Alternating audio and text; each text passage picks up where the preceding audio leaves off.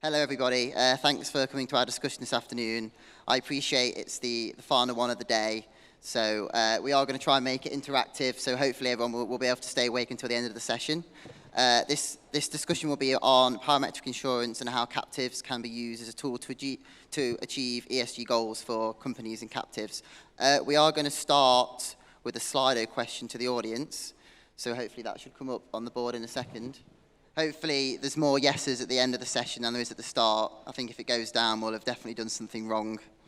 So you'll understand why we've asked this question a little bit later in the discussion. But first, Maren is going to start with a PowerPoint on captives and ESG. So thank you for the intro. I'm not sure it works. Ah, yes, it works. Okay. So first, thank you very much for the intro. I'm very pleased to speak about this topic because it's a positive one as human beings and for our corporates and all organizations. So thank you very much. I think to finalize this conference on this is really great. So I will go quickly for this intro as much as possible with a reminder of what is a captive very quickly, because all of you know at the end of this day, of course, but link to ESG is important regarding what the captive are for. So first, they are part of the insurance industry. So we will conclude on this because it's really key. They are licensed, regulated, so they have to take care of the local regulations. And they are fully owned subsidiaries, so as they are part of an organization. So they are a company on their own, but they are also, on the second step, part of the group. And why they are for? They are for mainly to reduce the total cost of risk, as explained during the day, to smooth premium conditions, to protect subsidiaries. That's also key to understand the role in the ESG topics. And they are able to enlarge coverages, so connected risks are there. And they consolidate the risk management of the group. So that's just a reminder, but to understand after, it's very important.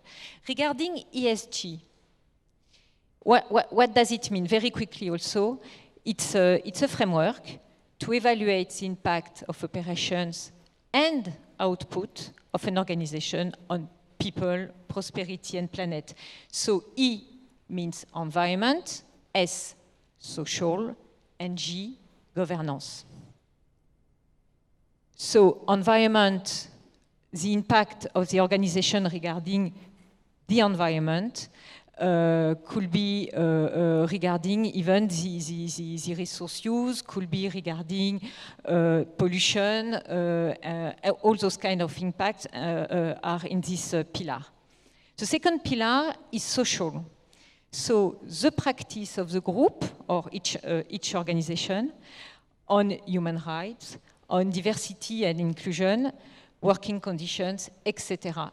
They are not exhaustive, those lists.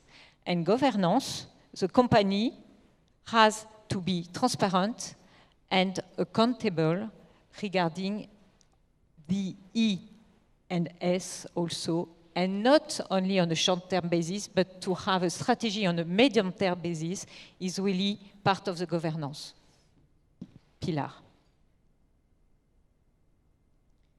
So where we are today, this topic is more and more concrete.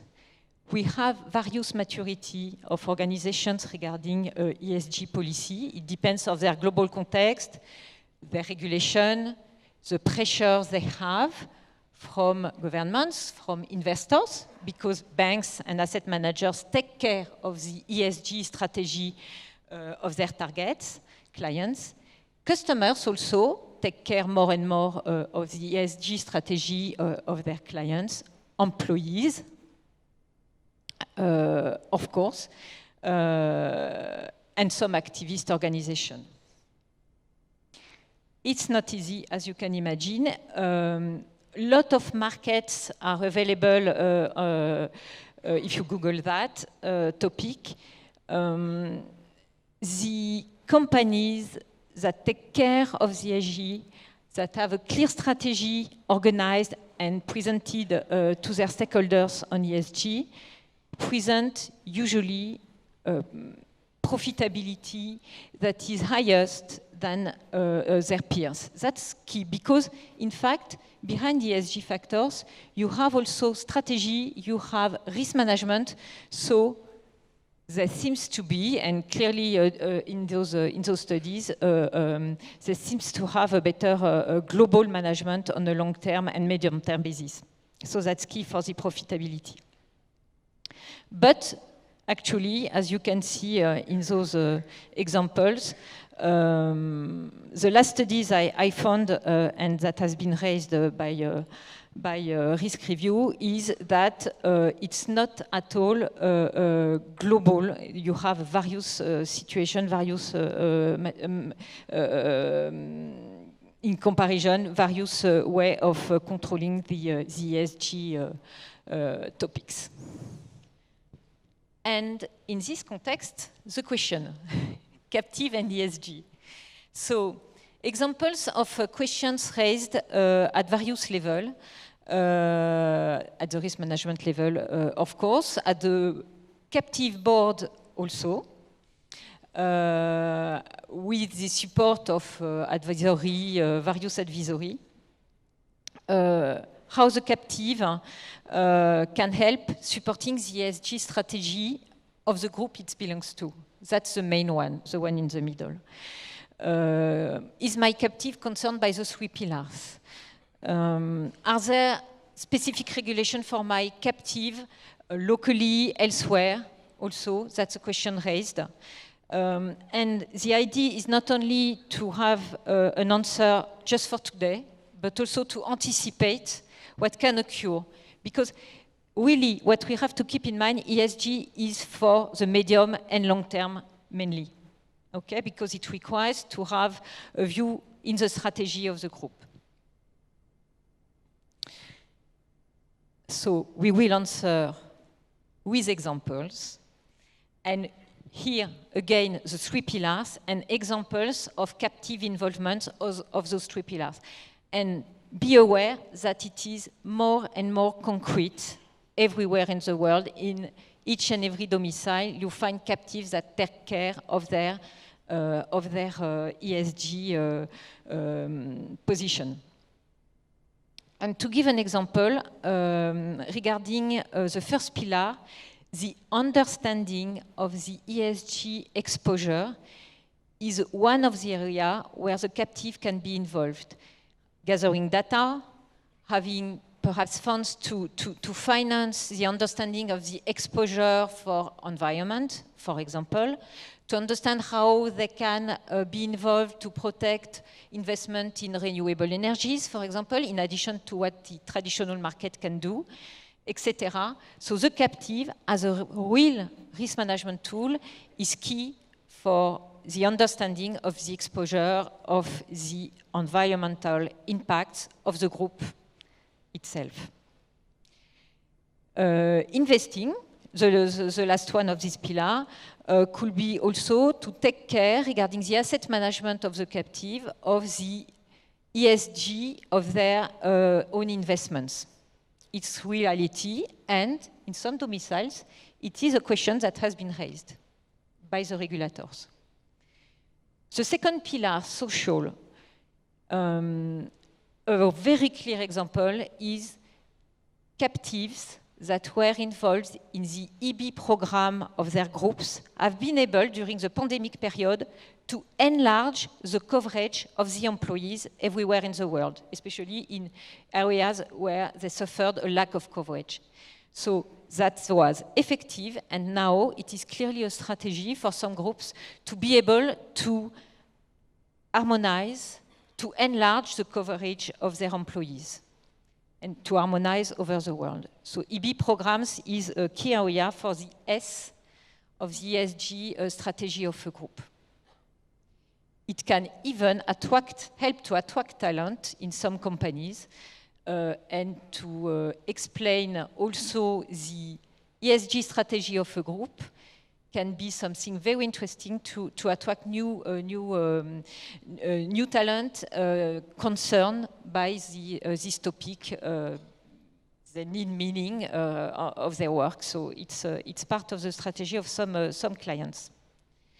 And governance, it's also key for the captive, the involvement of a captive.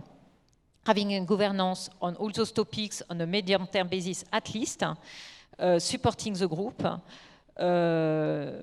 enhancing the group risk profile, and as insurer, what we can see clearly is captives involved in global programs have a risk profile higher, better than groups without any captive involvement or with low self-insurance.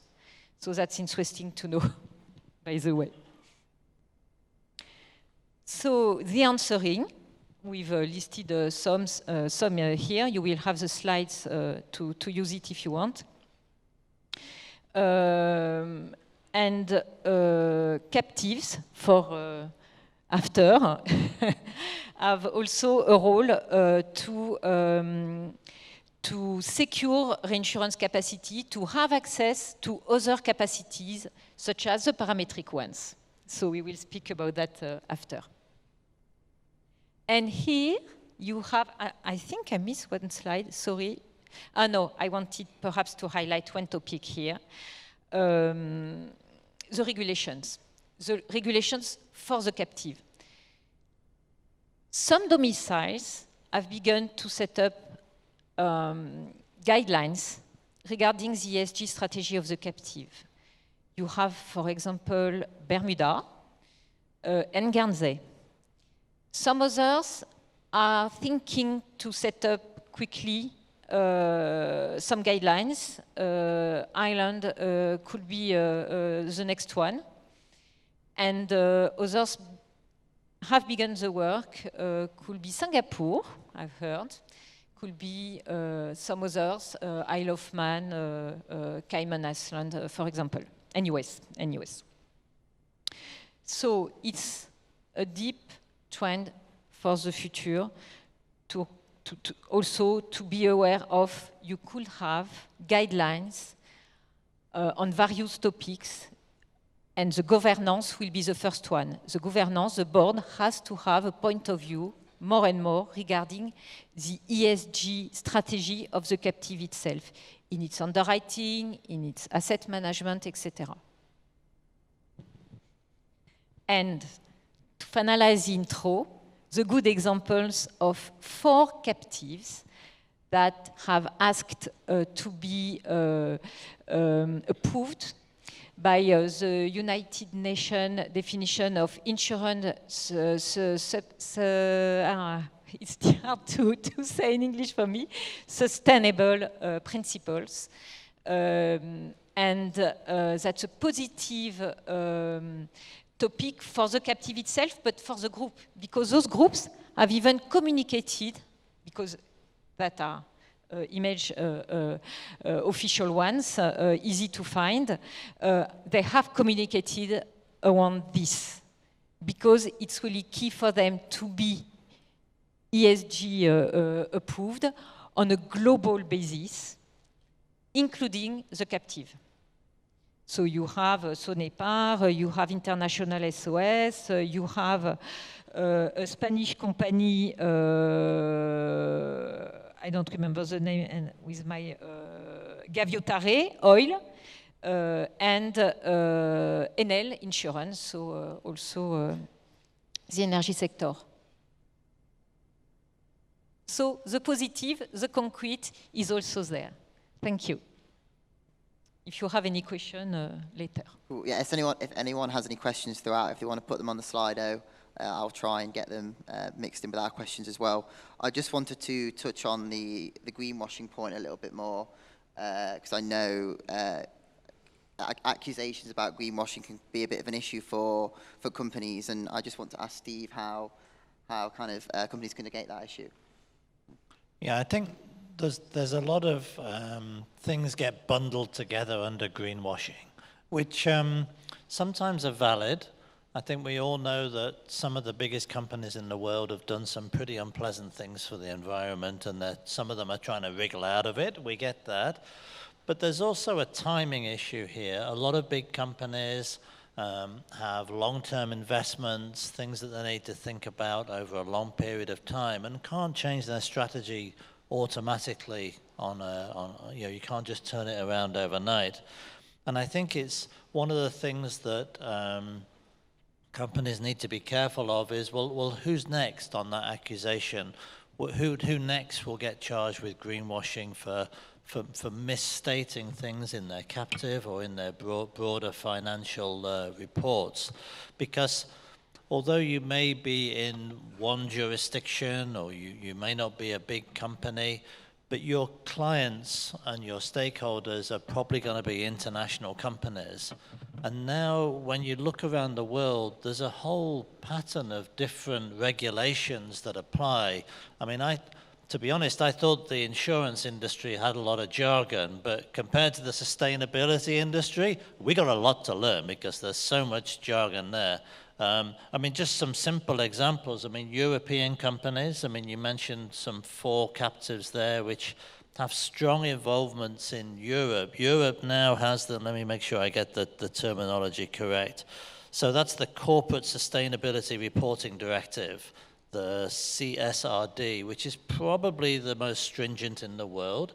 So if a lot of your business is with European companies, or a lot of your finance or reinsurance is coming from those European companies, they're going to be turning around to you quite soon and saying, so why did you tell me in that last year's report that you were doing this or you were doing that? And you could be accused of greenwashing if you misstate things now that then come back in a few years' time. If you're working with UK companies, many of the UK companies have adopted the TCFD, the UN Task Force on Climate-Related Financial Disclosure. So it's slightly different measures, slightly different criteria. So be careful about who you're working with now, who you're going to be working with in the future, because if you don't bring your company, your captive up to those standards and deal with that information in a correct manner, it can adversely affect the broader group. And that's a critical issue. I think what's most important for captives, and we saw in those great examples, those captives that were shown there are actually now world leading. They're helping their CFOs tap into green finance. There's huge amounts of funds available out there for parent businesses now. Isn't it marvelous that some of those captives are able to support the finance departments as they go and tap into those funds? And I see there's a massive opportunity there. One of my good friends from PARIMA, Frank Baron, International SOS is a Singapore domicile captive. That's the first Asian captive to be registered under that UN charter. So he's very proud with that. Took a lot of work, but that now means that he's playing a significant role in the parent company's sustainability strategy. And I think that's how you avoid being accused of greenwashing, is you don't end up too far behind. You don't just carry on doing, as we've heard in so many panels earlier, you just keep doing what we did last year. Well, that's no longer acceptable. And I know I just quickly want to touch on ESG regulation a little bit more with Maren. I wonder if you could just tell us in a little bit more detail how changing ESG regulations around the world are affecting captives' kind of ESG strategies overall.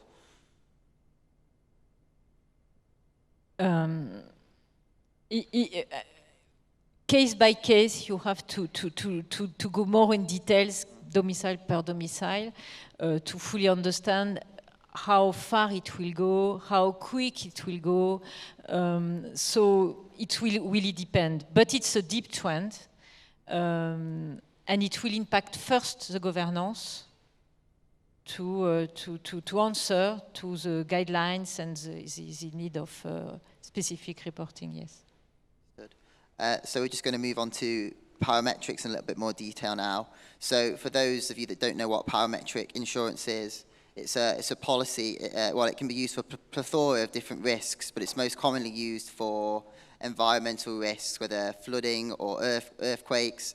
And then a pre-amount is paid out depending on if a certain trigger threshold is hit, maybe like a 6-point earthquake or something like that. So it has the ability for this type of cover to pay out automatically, so it completely streamlines the process for any sort of, there's no ambiguity when it comes to parametric products. There's no need for large or small internal, external claims teams. So Jeffrey is now going to present us with a live video of Arbol's parametric product and show us how it works. Yeah, well, good evening. I'm so glad to see at least 90% are still here. Usually at the end of a conference, most make a beeline to go back. So thank you for staying on. Okay, so what I'm going to do now is going to do a live demonstration of what can be done for parametric insurance, right? So maybe you can show on the screen. Now, basically, yeah, okay. Yeah, okay, you can see that now, right? Yeah? Okay, so this is what we call a worksite weather risk calculator, okay? So take, for example, imagine this scenario. You are somewhere in the US, as an example, and you're going to build a small little building, right? Or you're going to do some renovation. And, you want to know during that particular time, would you have your work disrupted? So take, for example, the first one. Let's say you think that wind will be your biggest problem. So you click wind. Okay, and then you set the duration from when to when, right? So in this case, we set from 8th of September till the 14th. Not doing too big an overhaul, to the 14th, right? Okay. The next thing is you got to pick where in the US you are located. So I think my colleagues at the comms, they picked one place, right? And when you pick one location, you start downloading all the data, wind speed data for that location. It takes a while, right, about for weeks data, but if you're actually looking about 1 month and all that, it's going to take heck a lot longer to download it. So it depends on the speed and all that. So now, we have put a trigger of, you can see that 25 miles per hour. You can change that at any point of time. If you feel that, look, my building construction methodology is very tough, 100 miles per hour, no problem, right? And that will be actually the thing that affects me. So we put 25, for example. You're free to adjust it anywhere. You're also free to adjust any location within the US. Of course, we can do this also anywhere else in the world, right? I'm dribbling on is because it's taking the data a long time to come down, right? So now the data is ready. So you check the data. Okay, I think we can go to the very last page. So, yep, click that, thank you. Now this is a summary, right, of the risk itself, right? If you're building a little building or doing some renovation in the US at that particular location. So the summary will tell you, number one, I think if it finally shows up, the location, the wind speed that you're using as a trigger, and what are the odds within these 7 days that you have disrupted work because the wind speed is beyond 25 miles per hour. Usually if, I think this will take about 2-3 minutes, right? So it downloads basically 30 years worth of weather data. Okay, next one, please. Yeah, so it downloads 30 years of weather data, particularly wind speed, in this case, because we pick wind. Earlier on, you could pick rain, you could pick any other thing, right? So you pick wind. So the first part, you can see the wind peril, the date, from which day to which day. You can see that from 8th of September to the 14th of September. And the location, we just basically randomly pick the location, right? This site is actually online. I mean, if you all want to try it at home, just go to the site and then plug in some numbers and the figures will come out, right? Okay, so possibility of days of work is 7, right? From 8 to the 14, right? And on the right-hand side, threshold is 25 miles per hour. Anything above 25 miles per hour, we consider it as disrupted work, okay? Okay, so you can see below. On a 30-year data basis, right?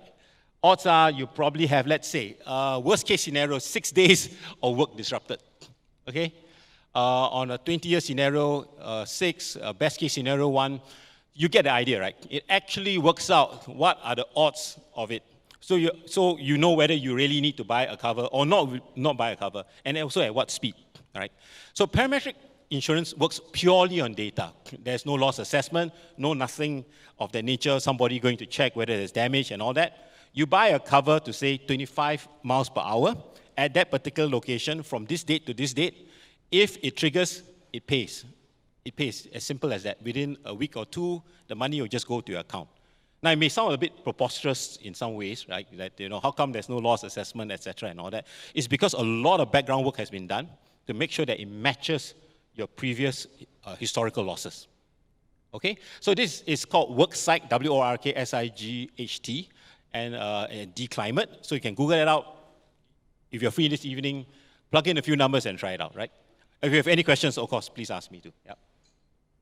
Understood. So we've seen the specifics of how parametric products work there, but I just want to ask the panel if they could maybe tell us why captives specifically are well suited for utilizing this type of risk. Maybe if we start with Steve. I think, well, firstly, I wouldn't say I disagree with that, Luke, but you don't have to put a parametric solution to a captive. It's, I mean, they will stand alone. I mean, I've seen several cases with large clients where they stand alone. But for some risks, I think it's very interesting to see how parametrics are becoming more suitable, more interesting, more appropriate. We all know and we all work with clients. I work with some very large clients. I'm a non-exec director for a number of captives based out of Singapore. And we're looking at increasing costs through the current hard cycle. And I was just talking literally 5 minutes before we came on stage. And a couple of people are suggesting maybe the current hard cycle is maybe changing. But I just saw literally Christian Mumenthaler, the CEO of Swiss Re, has just said that he thinks the hard market in reinsurance will be here for at least a few years. Now, I don't think there was any sense of glee in the way he said that, but as I mostly work for clients, I do get a bit upset when the reinsurance industry holds that sort of sword over our heads and says, you're going to be paying a lot more for a lot longer. So for particular risks that I work with and not just me, lots of people do this, with specific clients, you're struggling now to get what looks like value from third-party markets alone. That's where the combination of using a captive and perhaps looking at a parametric can give you a solution that is easy to explain to your board, to explain how, well, for this portion, if this particular risk eventuates, we're using a new type of system that pays out in this way. Where there are gaps around the edge of that, we're still paying for a third-party solution, and then by building up the capacity in the captive, we can patch up to get you something like the policy that you had last year, but without paying the extra money that Christian Mumenthaler would like us to pay. So how do we get an elegant solution? I think captive is part of that. Parametric can be part of that for some risks. And I think risk managers have to be much more creative now than they were during previous soft markets. And this is the time to explore these new solutions. Moen, would you like to add any? No, I fully agree, especially because some exposure suffer a lack of capacity. So cat exposure due to natural events, earthquake in Japan or in California, for example, suffer a lack of capacity. So the access to the parametric market through the captive can allow to give additional coverage at the local level. So it's really key to protect the group. So it's part of the G of the ESG to organize a protection, having a global risk management that fully understands this and can challenge the markets. Understood. Jeffrey, is anything you want to add to that point, or? Yeah, I agree with Steve. At the end of the day, right, parametric is just one of the sort of many tools that you can use for ESG. I think what is important for Parametric is that, you know, the capacity, in terms of the capacity, there's also capacity from the financial markets that you can use, not just pure insurance capacity. And in this day and age, I'm sure all of you have read the news in the US here and there. Insurers are walking away from a lot of places to insure because the net cat is causing them all their books to turn red, right? So this is where the financial markets can step in. Of course, it will be pricier, that goes without say, right? They also want a good return for that, but it exists, right? And we can do that. So I'm saying that you can rely on both alternate capacity and traditional capacity to do parametric insurance for ESG.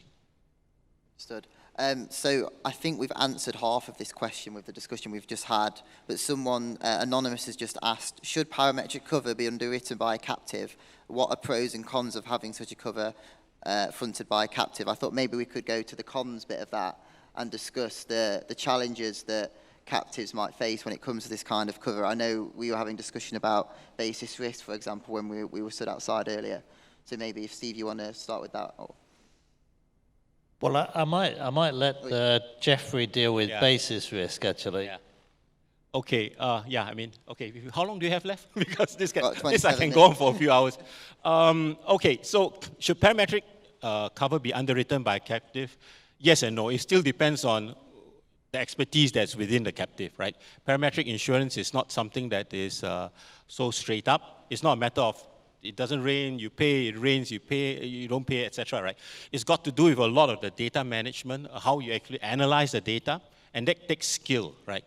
You have to look at trendings, you know. It's not always divided by X number of days and all that. So that takes a bit of skill set to do it, right? So it's not immediate. The second thing is the structuring. Now, I always talk about this when I talk to at conferences, right? You got to be very careful because there's a possibility that you ended up paying a premium and never get a payout, okay?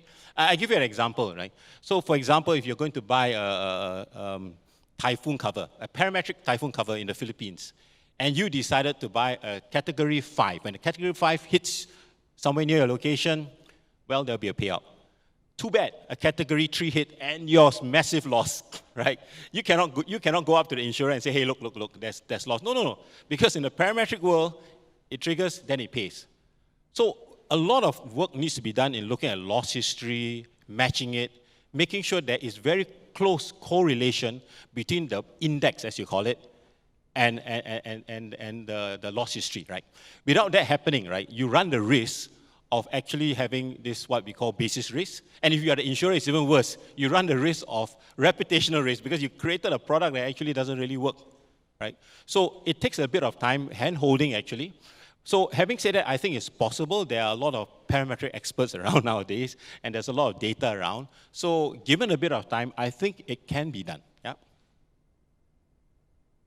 Steve, would you like to add to that? Yeah, I would say as well as that side of it, the other complications, and I've had these conversations in theory, but not so much in practice, but perhaps regulators will want to understand a little bit more about what you're doing with your captive if you start putting a lot of parametric things through. They'll really want to understand, well, how does this work, et cetera, et cetera. So we don't know until we start what the response of regulators is going to be on things like this. I know this is a conversation I'm currently having in Singapore with a company, and we just don't know what the MAS are going to say if we propose this. So that's one potential con. I mean, I was asked for the cons, and to follow up with the Jeffrey's comments on that basis risk and the worry on that is, there's also your CEO risk. Does your CEO understand, well, I've just paid for this huge amount of insurance, but because it was a Cat 4 instead of Cat 3, I didn't get any money, you're fired. So there's a real potential con there if you didn't articulate it properly to your senior management. They didn't understand this was just not a normal indemnity policy. Moran, is there anything you want to add to the cons? Yes, on your point regarding the understanding of the regulators can differ from a domicile to another one, because will it be a will cover as if it was a pure reinsurance as usual, a retrocession, Or is it a financial asset that has to be specifically analyzed case-by-case basis? I fully agree with you. Even for insurers, it's not always easy. So as you can imagine, for a captive, it is something to take into account, of course. But it works, huh? We all know deals with retrocession of captives using parametric solution that works well. And they are considered as a protection, not at all as an asset.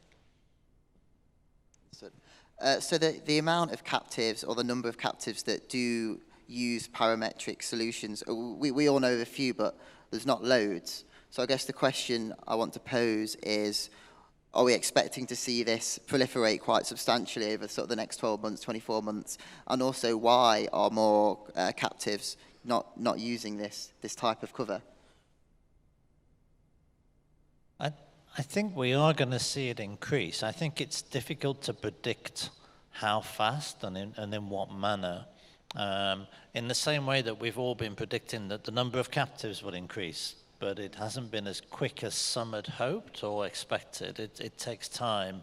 And I think it comes back again to the areas where parametrics are going to be able to plug the gaps. Again, it comes back to the nat cats. It comes back to the exposures that boards are no longer willing to accept on their own balance sheets.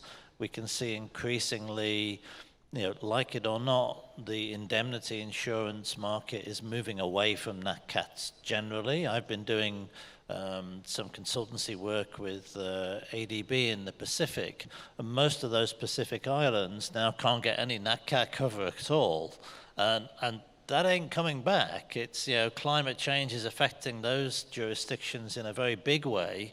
They're facing issues with sea level rise as well as increasing storm surge and related things, and it seems fairly clear they're never going to have nat cat cover in their indemnity markets ever again. So they have to come up with something, or they're just going to accept those risks and take them all on the balance sheet. So I think inevitably there will be more pressure to have parametric solutions, because at least then you can get some level of comfort that basically that's the function of insurance. So if you can't get the traditional solutions you expected, then this is an alternative. Maybe I'd like to add something. I think, parametric insurance is not totally about nat cat, and I don't want everybody to walk out here thinking that parametric insurance is only about nat cat. You can structure it differently, right? Take for example, right? We have workers in Malaysia, farm workers, and they have to work even on a very hot day at a palm oil plantation, etc. Right? You're talking about social needs. If it gets too warm, it's very difficult to go out and work. 38, whatever, right? Depending. So there's a social aspect to this also. So if you pay, say for example, for a parametric trigger, hits 38. This insurer company or captive, whichever, will have to pay out a certain amount. And because he pays out a certain amount, the workers do not need to go out for that day. Production is protected for that day. Now, that's not a natural catastrophe. You will not die at 38 degrees, okay? You'll just be very uncomfortable going out to work, right? So parametric insurance can actually, in a more granular form, cover other risks also, besides just nat cat. Right? So just to add on to it, it's slightly wider than just nat cat. Moen, is there anything you want to add on that? Or? No, in this area, the captive also can help on a parametric basis, because the idea of the captive is to smooth over time. So if for this kind of exposure, it works well. The parametric capacity can add capacity in case of large events, but both can work together, yes, of course. I think with parametric insurance, there's this assumption that a captive has to be of a certain scale or a certain size to be able to write this cover in-house. But I guess I want to ask you guys to explain to everyone why parametric cover is available and useful and to all captives of all different sizes. Maybe just to add on this point about parametric, right? In a captive, you have different levels of risk. It's all sitting there, one whole cascade of it. Now, the good thing about parametric insurance is that, you can take the worst risk, basically the one right at the bottom, the one that's going to going to hit, right? So let's say your bottom layer, you're doing a property cover and all that. The bottom layer will be typhoon, because odds are that's the hardest thing that will hit you, right? Take that portion, pass it to a parametric insurer, right? The rest of it you keep. So you can take that portion out, be it you put it to the alternative markets, or be it you put it to an insurance company, right?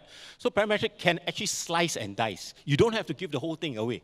You just only have to give the most dangerous portion of it away, right? Of course, it's going to cost you, right? It's not going to be a 2% rate online, right? It's probably going to be 10, 15, whatever, right? But at least, if you took that out of your captive, you're not going to sweat so much when the typhoon season comes, because that part is gone to someone else, right?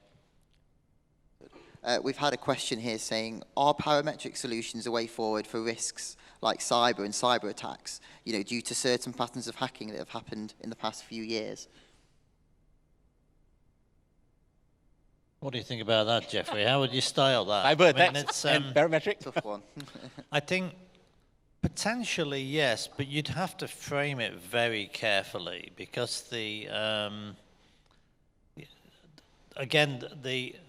from a risk management perspective, you just got to be really careful how you frame this sort of thing. Otherwise, you're not going to get the support of a parametric insurer who's going to back that, basically, unless it's very carefully worded. And then you've got to think about, well, what would the pricing look like? I mean, I did quite a bit of work with different chief information security officers, and they're already a bit cagey about cyber insurance and the value of it, because they feel as though they're dollar swapping a lot of the time.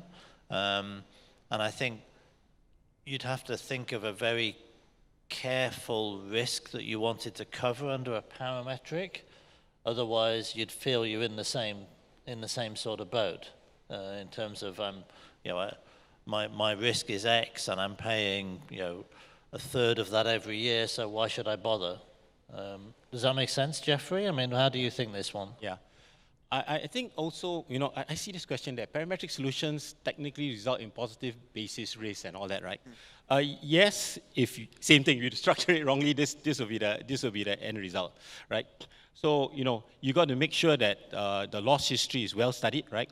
To make it part of effective risk management, right? Now, I want to add something about parametric insurance. I think that's very important. It is not new. I mean, those of you who are involved in the commodity markets know this is not new. So, weather derivatives, people who trade, I don't know, wheat, cotton, whatever kinds of commodities, all these commodities are affected, their prices are affected by weather. Too much rain here, the yield goes up. Too little rain here, the yield goes down. As a result, prices all get impacted, right? So all these large companies that you see here, all the palm oil companies and all that, actually have parametric insurance in its purest form, which is basically a derivative, a put option, a call option, right? It's similar to that in terms of its essence. So it's not new, right? But when we bring it into the world of insurance, then, we sort of call it parametric insurance and all that. But essentially the work done in order to actually match that is already been, is quite old, right? There's no, commodity company that doesn't have somebody sitting down doing this. Except that we are trying to now bring this for, other kinds of applications. Coming back to the cyber question, actually, I haven't seen any thought about that very concrete at all, but we could imagine that we define an event based just on the data that will give a kind of indemnity automatically.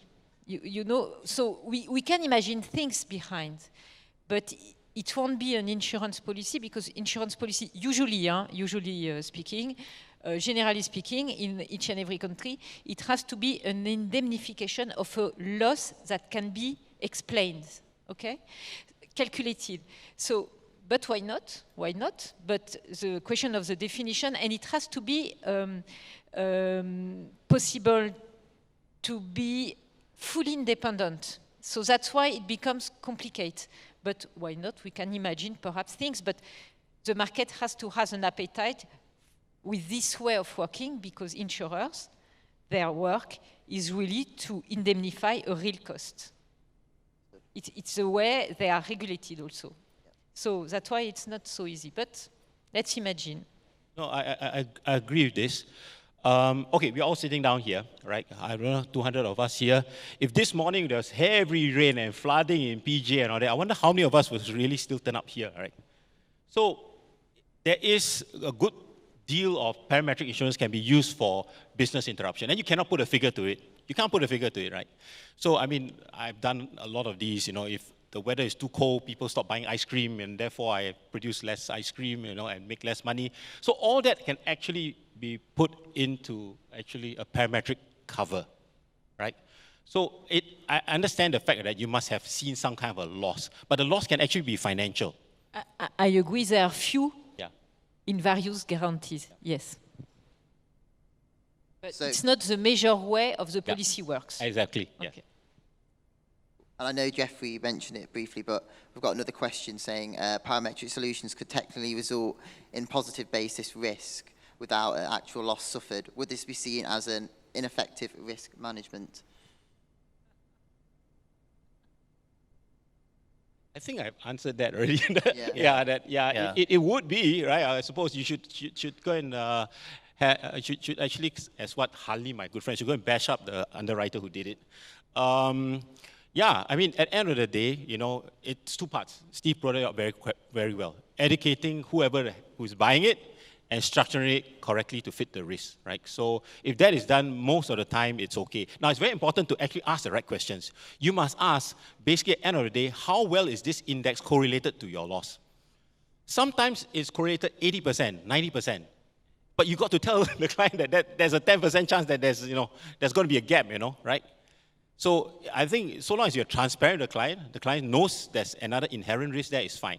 Now, what's important, which I actually shared with my two esteemed colleagues, end of the day, even your normal indemnity insurance has basis risk. You cannot run away from it. One line missing, you don't pay, right? So it's there, it's inherent. It's a matter of communicating well and structuring it well. Yep. And there's another question on parametrics here saying, is there reliable weather data such as floods available in Malaysia to utilize for captives to underwrite parametric insurance? The favorite topic, flood. Okay, now, flood is not just a matter of too much rainfall. Flood is not a matter of just too much rainfall. I don't know, a few years back, you might have heard this story in Thailand when Yingluck was Prime Minister at that point of time. So there was flooding in one part of Bangkok, and then after that, they shifted some stuff. The other side got flooded, right? It's not because of the rain, it's because of the infrastructure and all that, right? Now, but having said that, in certain locations, it's very clear-cut, right? It's flat ground and all that. You know the drainage and all that. You can structure something like that. That is possible, right? But it's not 100% correlation. Correlation can sometimes be weak. Now, there are many ways to do this. Sometimes you talk about, okay, height of the river and all that. So it's not a straight-up answer. This requires quite a fair bit of work. I need to know your location. I need to know how much rainfall are you talking about. Is it rainfall within 1 hour that affects you, or accumulated rainfall within 1 week? So it is not an exact science. It is possible to do it. I would think the basis risk will be slightly larger. But if you explain it to the client, you work through it, I think it should be fine. Perhaps I can add something. Data are various. You don't always need to have someone who measure on a daily basis, since years, the level of the river.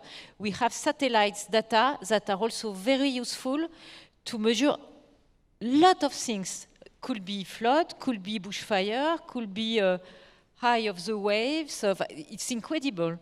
So we can use a lot of various data, and perhaps, I don't know precisely regarding this question, you have very relevant data from satellites in addition to others.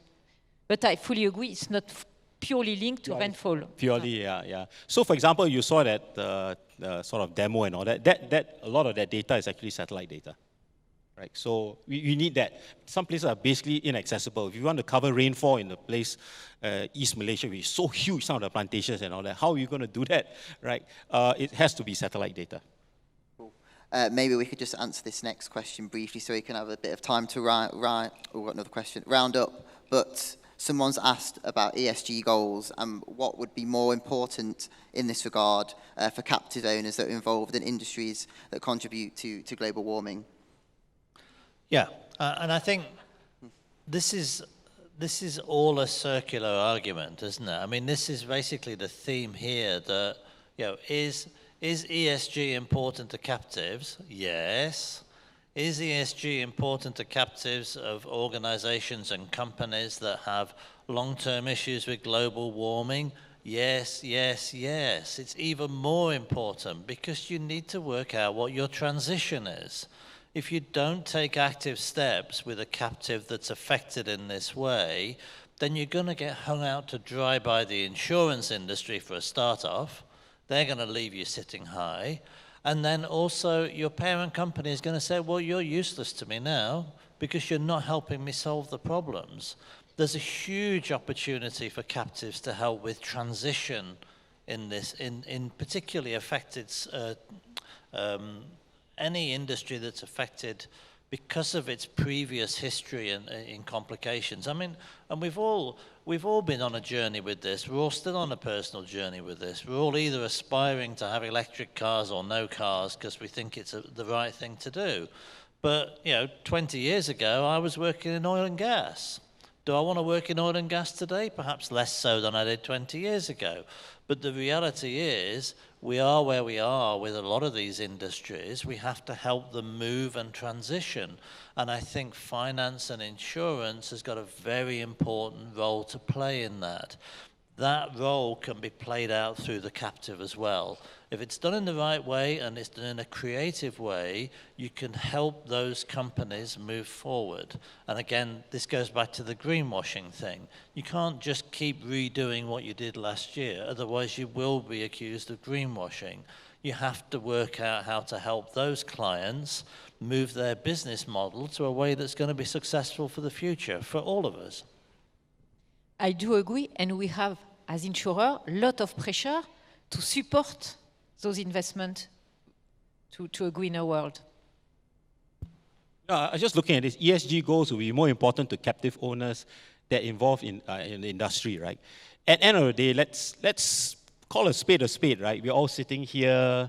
At the end of the day, someone has to fly here. There's costs involved in running a company, right? The captive is there also to actually save some costs, etc., right? So I think as long as it's profitable on the overall the company, I think a company would end up going that direction to some extent. Because investors, they may not want to invest if you're not ESG compliant, the government will come after you, etc. If there are no laws, no frameworks around this, and if you think that everybody is just going to toe the line and be nice about it and do it, I think it's highly unlikely that will happen. We have climate change now is because of this exact problem. Everybody wants to make a buck, right? So that's where we are, right? So I think that ESG goals, definitely, I think you have to be, because thankfully more and more countries are getting stricter about this, which is a good thing, right? So yes, I think, the clients, the companies, the captive, they will definitely work towards being more ESG compliant. No choice. I know we can talk about this next bit forever, but we do only have 6 minutes. So, I did just want to quickly round off the discussion and link the two topics together. So I'd just like to ask each of the panelists if they could just perhaps round up with the most interesting and important ways captives can use parametric insurance to reach or enhance their ESG goals. Well, even though Jeffrey says parametrics is more than NatCats, and I agree with that, and there is a lot more that can be done, that seems to me the real current issue that ties in with ESG. We can see the impact of global warming, particularly, so it's particularly the E side of things. We can see that impacting on businesses we work with, who either now can't get the same insurances they used to get, or they can't get them for the same price, or both. So then it's a case of how do we be creative? How can we use these different tools and techniques to make sure that the total cost of risk for those clients isn't gradually deteriorating over time? I mean, I've done a lot of work with boards over the last 20 plus years, and I do feel at times that insurance is becoming less relevant to boards, not more relevant, and we have to keep up with new ideas. We have to keep up with new ways of demonstrating to those CEOs and CFOs we are relevant to the things that they really worry about. And ESG is definitely something they're worrying about at the moment. So unless we get a head around how to service that need, then we'll just find ourselves less and less often being called to the CEO's office for a positive discussion. Understood. Okay, I think I've already probably said too much already parts of this day.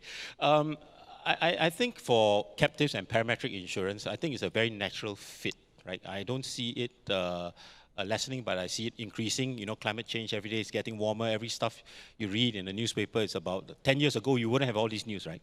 So it is unavoidable, right? At some point, it's just, and I think that with Parametric coming into the space, with more data coming into this sector, right? Eventually, even in Malaysia and in countries in Southeast Asia, you see more captives taking up at least small portions of it into the captive insurance space, right? So I will encourage all of you who are in this space to take a look at it, right? It's a useful tool.